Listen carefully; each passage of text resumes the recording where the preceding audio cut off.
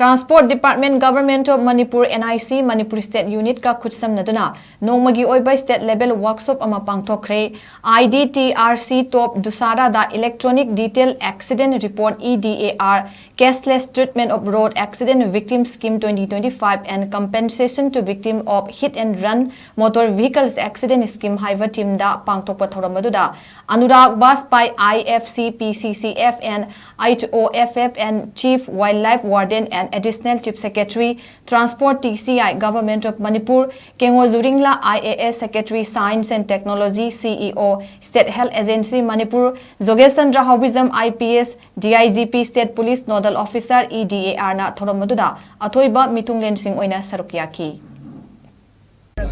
One-day state-level workshop on electronic detailed accident report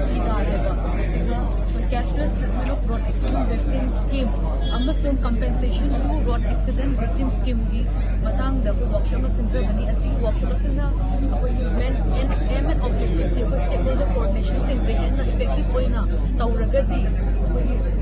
darkar tariba beneficiary to the benefit asi yobo hamgani koi road accident thok the issue but tangai phadna koi fatal Manipur road accident se dum to plus victims in even fatal cases ko ma'am yangna sugum effective coordination sa lairagadi koi hin mangamnabagi pandam sa service workshop se nasi platform se interdepartmental coordination se provide karaga launch ko develop to bada mating pangani